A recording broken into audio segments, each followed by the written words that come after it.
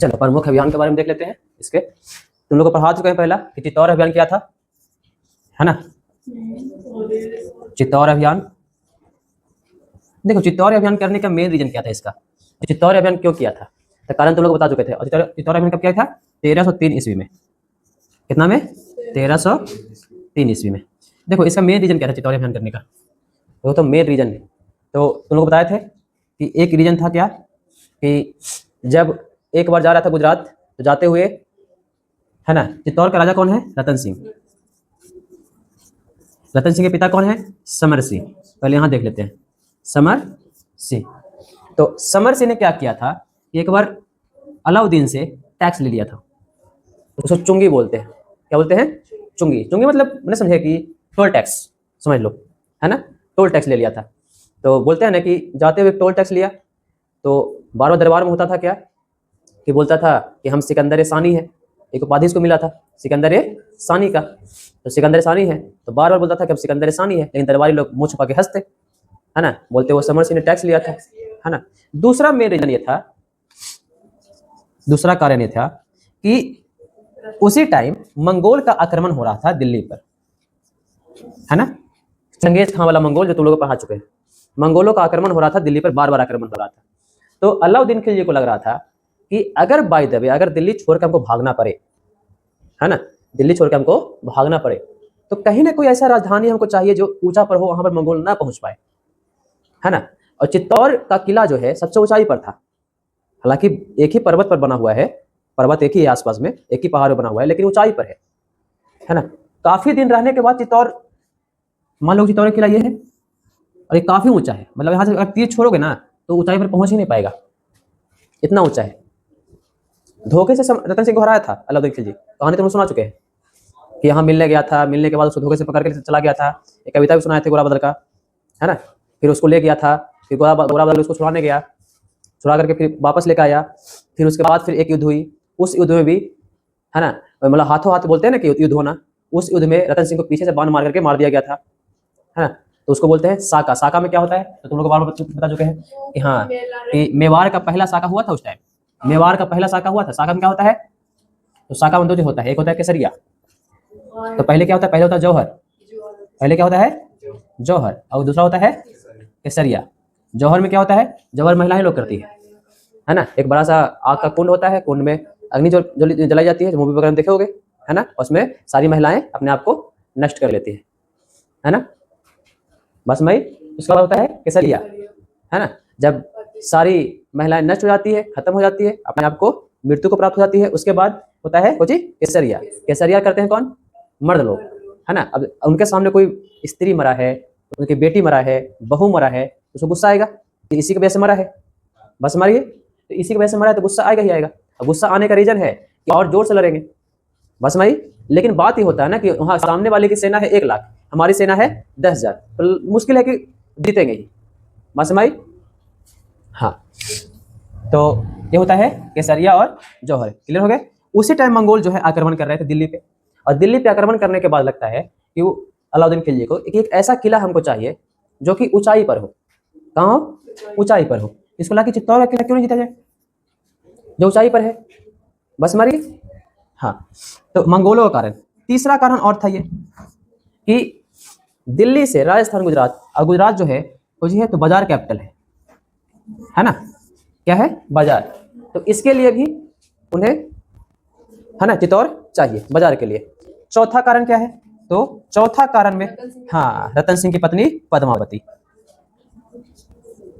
है ना, पद्मावती ऐसे बोलते हैं, तो पद्मावती बोलते हैं, है ना, पद्मावती। ये चौथा कारण में आता है, ये उतना कोई महत्वपूर्ण कारण में नहीं आता है, लेकिन फिर भी मेन कारण में अगर को बोल दोगे तो तुम लोग लिख दोगे पद्मावती कि ये वाला याद रहेगा तुम लोग का हमेशा, बाकी तो याद रहे चाहे ना रहे, है ना, बस मागी।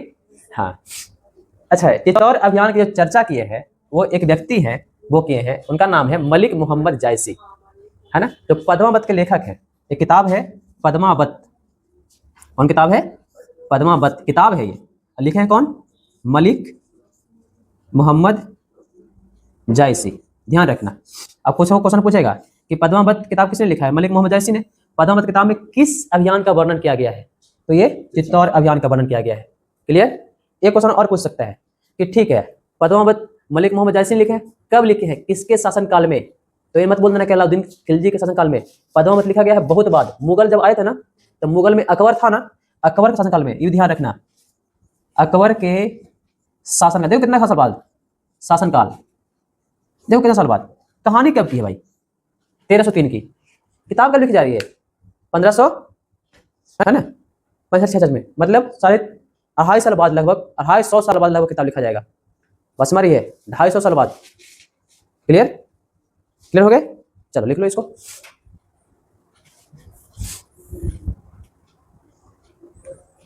नोट कर लो।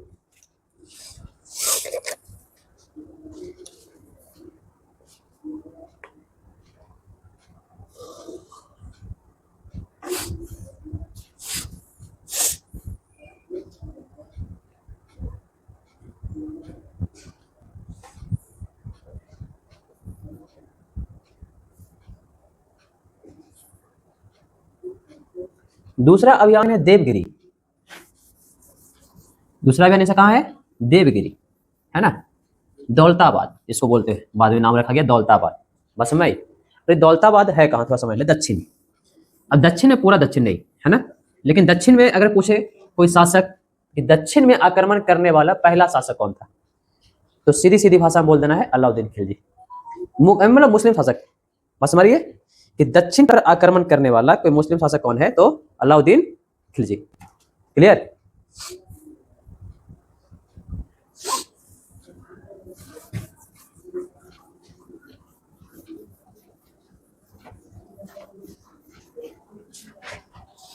इसका दूसरा आक्रमण होता है, हालांकि ये 2 बार आक्रमण किया है दौलताबाद पर, एक बार नहीं 2 बार। हाँ, पहला बार किया था 1296 में, मतलब बनते ही, ठीक है, और दूसरा बार किया 1312 में, है ना। तो दौलताबाद पहला आक्रमण किया था 1296, दूसरा 1306। क्लियर? ये 2 बार, सॉरी 1312 2 बार आक्रमण किया है। बस मगी। हाँ, अब कोई पूछेगा कि उस समय वहां का शासक कौन था, है देवगिरी का शासक कौन था? अच्छा, देवगिरी पड़ता है किस राज्य में?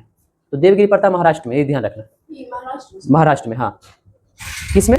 महाराष्ट्र में। हाँ, जिसका बाद में नाम हो जाएगा दौलताबाद। नहीं समझे? बाद में क्या नाम हो जाएगा? दौलताबाद।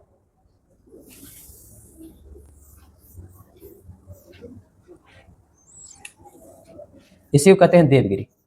पहला नाम था, बाद में नाम को लेगा इसका दौलताबाद। ये पड़ता कहाँ है भाई? महाराष्ट्र। गिरी है। चलो, अब यहाँ कब आक्रमण हुआ है? 2 बार, 1296 1312। तो दक्षिण तक जाने वाला पहला राजा का नाम है अलाउद्दीन खिलजी। क्लियर? हाँ, अब यहाँ का शासक कौन है भाई? दौलताबाद का शासक कौन है? तो शासक यहाँ के रामचंद्र। रामचंद्र छोटे मोटे शासक नहीं, है ना, काफी कड़ी टक्कर दिए थे अलाउद्दीन खिलजी को। रामचंद्र का पुत्र है शंकर। कौन है? जब तक शंकर और रामचंद्र रहे, अलाउद्दीन खिलजी की अधीनता स्वीकार न किए। बस समझ गई? इनको एक उपाधि मिला है, रायरा पान। रायरा पान की उपाधि इनको मिला है। क्लियर? 2 हो गया। नेक्स्ट है गुजरात। अगला आक्रमण कहाँ होगा? गुजरात। गुजरात तो जीतना जरूरी है, ये गुजरात में तो इसका जो है टोल टैक्स लिया गया था, है ना। तो गुजरात में कौन बैठा है वर्तमान में जिसमें आक्रमण कर रहा है? तो रायकर्ण। कौन बैठा हुआ है? रायकर्ण। गुजरात में कब आक्रमण किया है? तो 1296 में, सॉरी 1297, 1 साल बाद, 1297, 1 साल बाद। क्लियर? इसके बाद है रणथंभौर। अगला आक्रमण रणथंभौर। हाँ, रणथंभौर में संधि हुआ है। रणथंभौर में कौन बैठा हुआ है? हमीर देव। हमीर देव। क्लियर? हाँ, 1301 में, 1301। क्लियर हो गए? हाँ। उसके बाद है बरांगल। एक जगह है बरांगल, तेलंगाना में है। देखो दक्षिण बता रहे हैं, दक्षिण में आने वाला पहला राजा है बरांगल, है ना। बरांगल में बैठा है प्रताप रुद्र देव। प्रताप रुद्र देव। देखो यही प्रताप रुद्र देव है जो कोहिनूर हीरा, कोहिनूर हीरा की चर्चा करेंगे। यही प्रताप रुद्र देव से किसको मिलेगा? अलाउद्दीन खिलजी को। क्या मिलेगा? कोहिनूर हीरा मिलेगा, ध्यान रखना है। बस हमारी है। हाँ, कोहिनूर हीरा जो वर्तमान में है कहाँ? जैसा बोला जाता है कि वर्तमान में कहाँ है? इंग्लैंड में है ना, विक्टोरिया पैलेस में, है ना। उसके बाद है मालवा। देखो मालवा भी छोटा मोटा राज्य में नहीं आता है, मालवा भी बड़ा राज्य में है। मालवा क्यों इंपॉर्टेंट है ये भी जानना जरूरी है ना, कि मालवा भाई क्यों इंपॉर्टेंट है। और तुम लोग को बार बार बता रहे हैं, मालवा जिसके पास है, मालवा एमपी में है, एमपी बीच का इलाका है, उत्तर प्रदेश एमपी के बीच में मालवा कहते हैं। और मालवा जिसके पास है उसके पास धन की कमी नहीं रहने वाली है, मतलब खाने की कमी नहीं रहने वाली। क्यों? क्योंकि मालवा दोआब क्षेत्र है, दो नदियों के क्षेत्र। बस हमारी है, मालवा का क्षेत्र है दोआब क्षेत्र, ध्यान रखना। हमेशा बता रहे हैं मालवा को हमेशा इंपॉर्टेंट देना, है ना। मालवा छोटा मोटा राज्य में नहीं आ रहा है, मालवा बहुत बड़े राज्य में आ रहा है। मालवा में है दोआब क्षेत्र, और जहां पर दोआब क्षेत्र है वहां पर पानी कमी नहीं होगी, और जहां पर पानी कमी नहीं होगी वहां पर कृषि अच्छी होगी। बस हमारी है, इससे धन संपदा हमेशा बढ़ेगी। तो मालवा में हमेशा कृषि मार्केट है। एक चीज और ध्यान रखना, मालवा को दो जगह क्यों इंपॉर्टेंट दिया है अलाउद्दीन खिलजी? एक जगह चित्तौड़, एक मालवा। चित्तौड़ क्यों? चित्तौड़ में हमारा क्या होगा? किला होगा। अगर बशर्ते मंगोल हम पे आक्रमण कर दे या फिर मंगोल हम पे ज्यादा अटैक कर दे तो हमारा किला कहाँ बनाएंगे? चित्तौड़ बनाएंगे।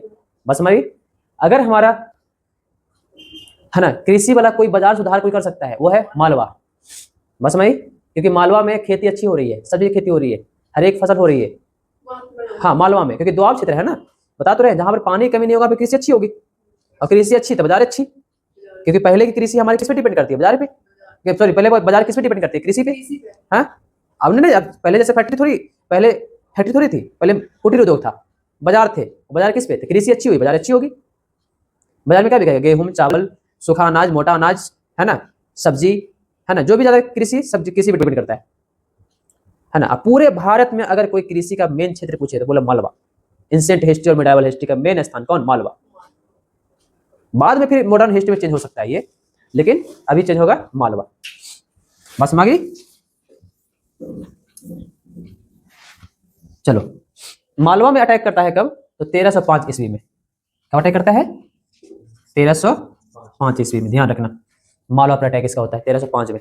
उसके बाद है सेवान, एक जगह है सेवान। सेवान को जीतता है, सेवान मालवा के बगल में ही है, 1308 में। 1308 में।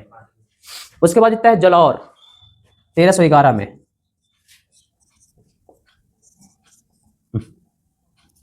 1311 में, ठीक है। उसके बाद जीता है द्वार समुद्र, जो कि है ना नीचे वाला इलाका में है। द्वार समुद्र दक्षिण वाला इलाका में पड़ता है, वहां है होशियाल वंश। पढ़ा चुके तुम लोग को होशियाल वंश, यादव वंश को अंत कर। हाँ यही है, यादव वंश को अंत करने वाला होशियाल वंश। बस माई। उसके बाद है मदुरै, मदुरै में दक्षिण पड़ता है, मदुरै पढ़ा चुके हैं। मदुरै में दक्षिण पड़ता है। मदुरै में है वीर पांड्य। कौन है? वीर पांड्य। क्लियर? 1311-12 तक ये पूरा आक्रमण किया, है ना। उसके बाद इसकी तबीयत खराब हो गई, और तबीयत ऐसी खराब होती है कि इसको फिर, हाँ उसके बाद जैसे इसकी तबीयत खराब होती है 1312 में, ध्यान रखना। 1311 तक ये आक्रमण कर रहा है, 1312 में इसकी तबीयत खराब होती है। 1312 के बाद एक व्यक्ति है तुम्हारा मलिक काफूर, है ना। ये हिजरा है बता दो क्या तुम लोग को? हाँ, अब ये हिजरा है। और देखो बात समझ लो, पहले मलिक काफूर को इतनी प्रायोरिटी मिल चुकी थी उस समय कि बोल सकते हो कि बेटा से बढ़ के मानता था अलाउद्दीन खिलजी। मूवी वगैरह में देखोगे ना, बेटा से बढ़ के मानेगा। हालांकि इसका बेटा है, उसका बेटा का नाम है शिहाबुद्दीन, है ना। हाँ, उसके बाद है कुतुबुद्दीन मुबारक शाह। देखो इसके बहुत सारे बेटे, हाँ शादी शाही सब है ना। तो अब ये सब बेटे हैं, तो बेटे से हालांकि बढ़ के मान रहा है, और बढ़ के मान रहा है तो अगला राजा दबदारी कौन पेश करेगा? मलिक काफूर। यही किया, जैसी इसकी तबीयत खराब हुई, है ना, इसका बेटा को साइड कर दिया। इसका बेटा एक 18 वर्ष का था, एक 6 वर्ष का था। मलिक काफूर ने क्या किया? अपनी दबदारी पेश कर दी। उसको भागना पड़ा। भाग कर कहाँ आता है? यूपी। यूपी गंगा किनारे इलाज करवाता है, काफी दिनों तक इलाज करवाता है। अलाउद्दीन खिलजी का, अलाउद्दीन खिलजी का बहुत दिनों तक इलाज करवाता है उसका बेटा लोग। तब तक 4-5 साल जो गद्दी है 1312 से लेकर के 1316 तक वो किसके अंडर में रहता है? मलिक काफूर के अंडर में रहता है। उसके बाद इसका एक बेटा और है, उसको बैठाता है गद्दी पर। वो 6 बरस का होता है। हाँ, अलाउद्दीन खिलजी का एक बेटा होता है, उसका नाम है सिहाबुद्दीन। सिहाबुद्दीन को बैठाता है गद्दी पर, 6 बरस का बच्चा, उसको गद्दी पर बैठाया। गद्दी पर बैठाने के बाद मतलब 4 बरस इधर ले लो और 6 बरस और, है ना, तो लगभग 10 बरस जो है ना, पावर किसके पास है? मलिक काफूर के पास। एक हिजरा सोचो कि दिल्ली की गद्दी पर बैठा, है ना, तो कौन व्यक्ति है? मलिक काफूर, एक बड़ा सुल्तान, जो कहाँ के मरा? यूपी में, है ना, गंगा किनारे। उसको कौन सा रोग से मरा? तो एक रोग हो गया था, उसको बोलते हैं जलोदार रोग। जलोदार रोग बोलते हैं उसको, है ना। लिख लो, मृत्यु इसकी लिख लो एक बार। 4 या 5 जनवरी को है अलाउद्दीन खिलजी की मृत्यु। बाकी बाजार व्यवस्था पढ़ाएंगे तुम लोग को। 4 या 5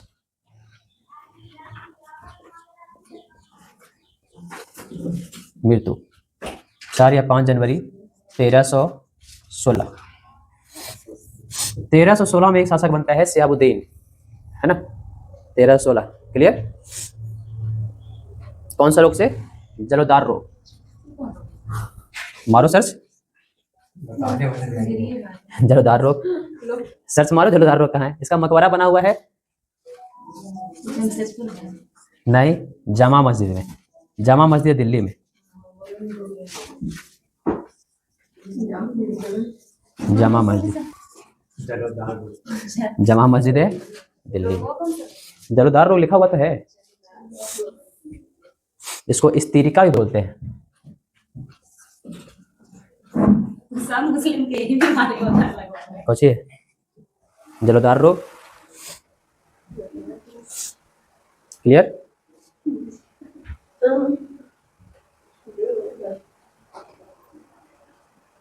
चलो लिख लो इसको।